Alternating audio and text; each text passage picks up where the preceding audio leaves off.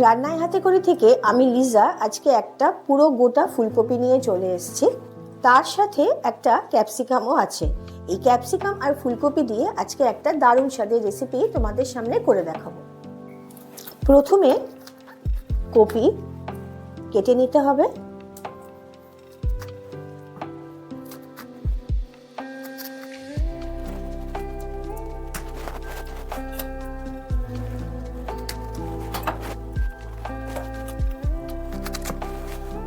কপির সাইজটা কিন্তু খুব একটা বড়ও হবে না, আবার খুব একটা ছোটও হবে না, মাঝারি মাপের হবে।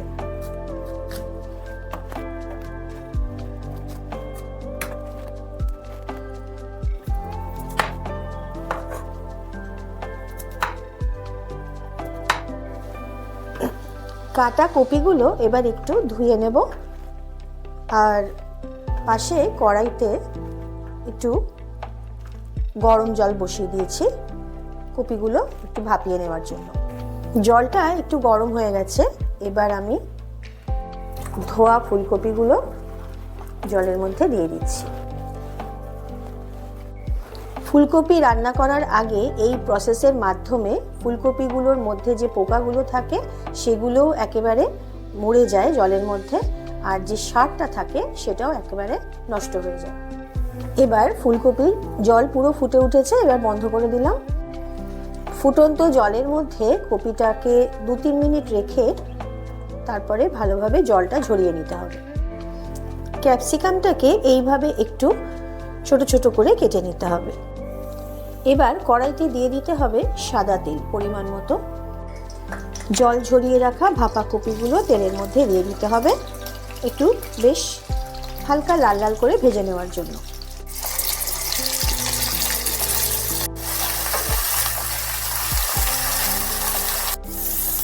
এদিকে কপিগুলো বেশ একটু লাল লাল হয়েছে, আর একটু ভাজা হবে।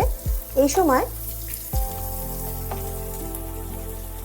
আমি একটা বাটি নিয়ে নিয়েছি, বাটির মধ্যে কিছু মশলা নিয়ে নেব।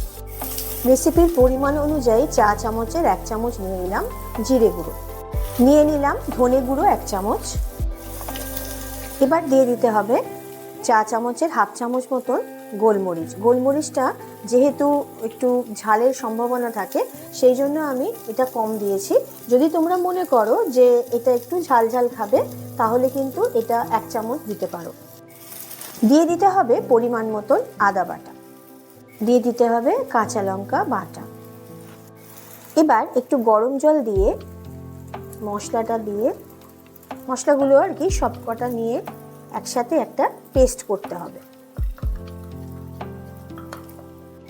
আমি আজকে তোমাদের বাটা মশলা দিয়ে দেখালাম। যদি তোমাদের মনে হয় তাহলে কপির পরিমাণ অনুযায়ী কিন্তু একটা বড় কপি, আমি যে সাইজটার কপি নিয়েছিলাম সেই কপিটা নিলে কিন্তু একটা বড় সাইজের ক্যাপসিকাম লাগবে। আর মশলাগুলো তোমাদের পরিমাণ অনুযায়ী ধনে জিরে যেগুলো দিলাম, গোলমরিচ, এগুলো গোটা দিয়ে তোমরা বেটেও নিতে পারো। 4 চামচ টেবিল চামচ মতন দিয়ে দিতে হবে টক দই।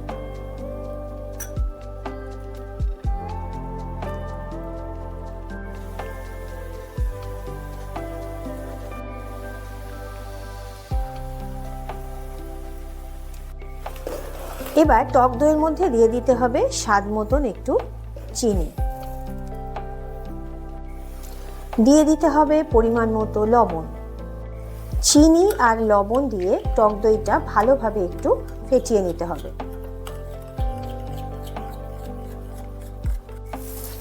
এদিকে কপিগুলো ভাজা হয়ে গেলে একটা পাত্রের মধ্যে তুলে রাখতে হবে।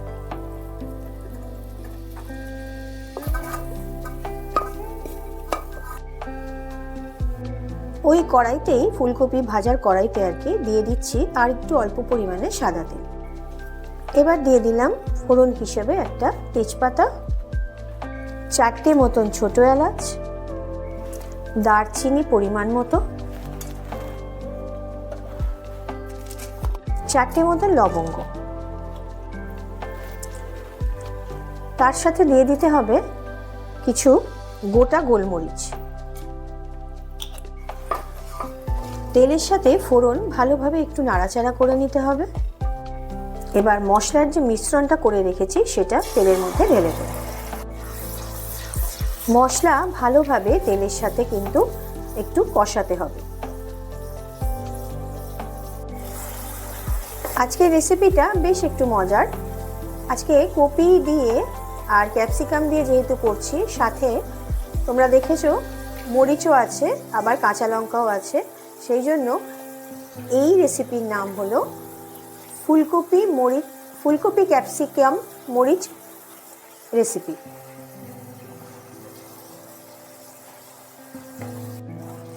ভালোভাবে মশলা যখন কষানো হয়ে যাবে, সেই সময় গ্যাস ওভেনের ফ্লেমকে একেবারে সিমে রেখে ঢেলে দিতে হবে টক দইয়ের মিশ্রণটা।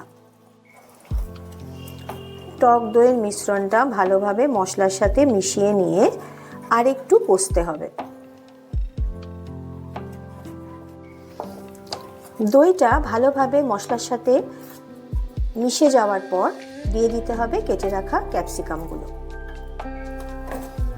ক্যাপসিকামগুলো দিয়ে ভালোভাবে একটু নাড়াচাড়া করতে হবে। আর বেশ কিছুক্ষণ একটু ক্যাপসিকাম দিয়ে নাড়াচাড়া করে নিতে হবে, যতক্ষণ না ক্যাপসিকামগুলো একটু নরম হয়ে যায়। 3টে কাঁচা লঙ্কা দিয়ে দিলাম। বেশ কিছুদিন আগে, ধরো 1 মাস আগে, আমি কিন্তু এই মরিচ ফুলকপি দেখিয়েছিলাম। সেটা ছিল আমিষ, কারণ তার মধ্যে আমি রসুন দিয়েছিলাম, আরও বেশ কিছু জিনিস দেওয়া আছে আমার, তোমরা দেখে নিও। আর আজকে আমি কিন্তু যেটা করছি সেটা ক্যাপসিকাম ফুলকপি, তার মধ্যে কিন্তু কোনো রকম আমিষের ব্যাপার নেই, পুরোপুরি কিন্তু নিরামিষ। ভাজা যে কপিগুলো ছিল সেটা কিন্তু আমি এর মধ্যে ঢেলে দিলাম। কপিটাকে ভালোভাবে নেড়ে নিতে হবে মশলার সাথে। মরিচ ফুলকপির লিঙ্কটা কিন্তু, যেটা আমিষ, তার লিঙ্ক কিন্তু ডেসক্রিপশন বক্সে দেয়া থাকবে, তোমরা একটু দেখে নিও যদি মনে করো দেখবে। আজকের রান্না যারা নতুনভাবে দেখছো, আমার চ্যানেল যারা নতুন দেখছো, তোমাদের জন্য বলছি তোমরা কিন্তু অবশ্যই আমাকে সাবস্ক্রাইব করে আমার সাথে থেকো যদি আমার রান্না ভালো লেগে থাকে। আর যারা পুরনো আমার বন্ধু আছো, তোমরা সকলে কিন্তু এই রেসিপিটা দেখে আমাকে কমেন্টে জানিও যে এই রেসিপিটা তোমাদের কীরকম লাগলো।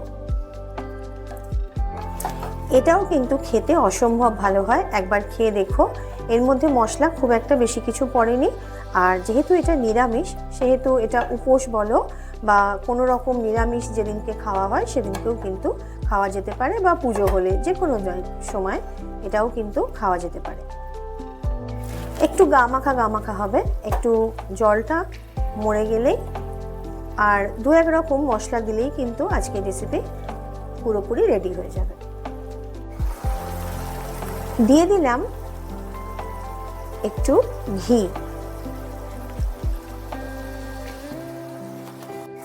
আর দিয়ে দিতে হবে পরিমাণ মতন একটু গরম মশলা।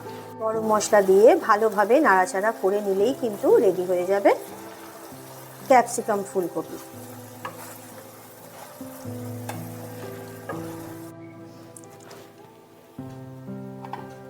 রেসিপি শেষ হবার পর এবার কিন্তু পরিবেশনের পালা।